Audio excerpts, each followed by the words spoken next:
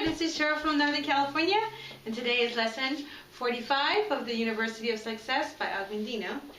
And today's lesson is from the author Frederick Van Rensselaer, and he wrote a story. It's called A Magic Story in December of 1900, and it was actually printed in the original Success magazine. And the quote for today is, "Among the greatest of human tragedies are the wasted lives of those who fail after enjoying success and lose their desire to ever try again." Now, this was a story of a man who, for 3 cents, which back then was a lot of money, found an old scrapbook and found this magic story in it. And then this is the part 2 of the magic story. I guess there was a part 1, and the part 2 is in the lesson for today. Now, this man, he had found success, he lost success, and then he found it again, and kind of goes through the story of, his life, when he was born. So he was probably in like the 1700s that he was born, and they have like 6 general principles that kind of led to everything. The first one is, man should not be blinded to whatsoever merit exists in the opportunity which he has in hand, remembering that 1,000 promises for the future should weigh as naught against the possession of a single piece of silver. And that is because he believes that, it doesn't matter what promises you have as far as anything that is supposed to come in. It's the most important thing is what you have in your hand right now. So he owned a shop, and he was a carpenter, and he had a fortune and was doing really well, and then his shop burned all the way down to the ground. So that goes into the second principle. Fortune is ever elusive and can only be retained by force. Deal with her tenderly, and she will forsake you for a stronger man. And that, methinks, she is not unlike other women of my knowledge. So that's when the fire happened.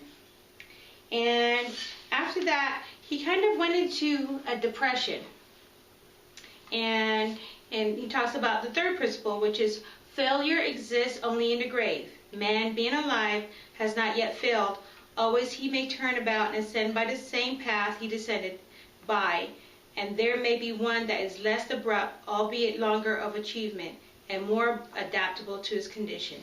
So basically he went into a depression, and and kind of he had a job, he had found a job, he lost a job, and just because of all the different things that was going on. So that depression kind of had him to lose everything. He went to drinking and everything. And then the fourth principle is, seek comrades around the industrious, for those who are idle will sap your energies from you. So he was, going to the bars all the time and was drinking, and, basically, was not the best environment for someone who's, depressed already. So then he talks about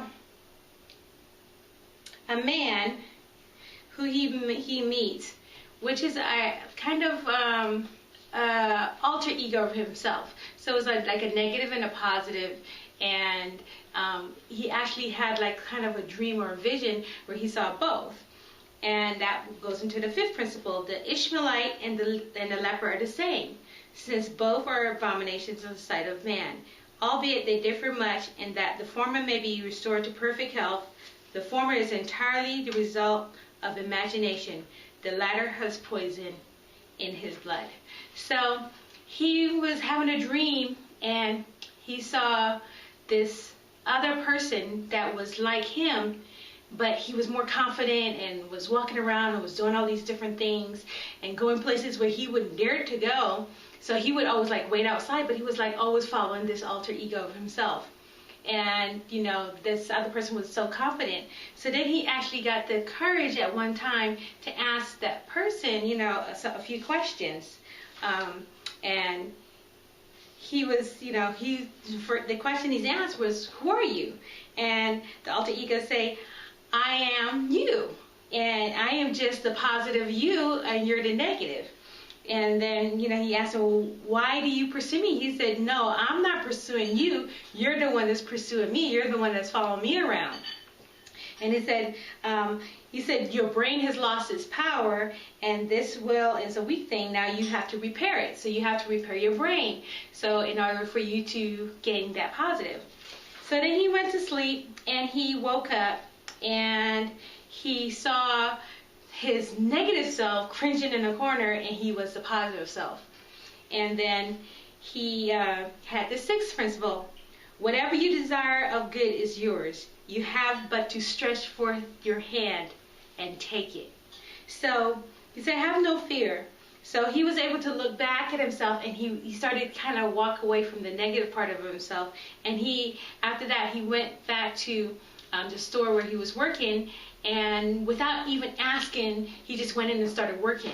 And of course, his desire and his whole demeanor had changed, so he just went and did the job. And then, when the boss came in and saw that he was working, he said, I want my job back. And of course, since he was doing such a great job, the boss gave him his job back.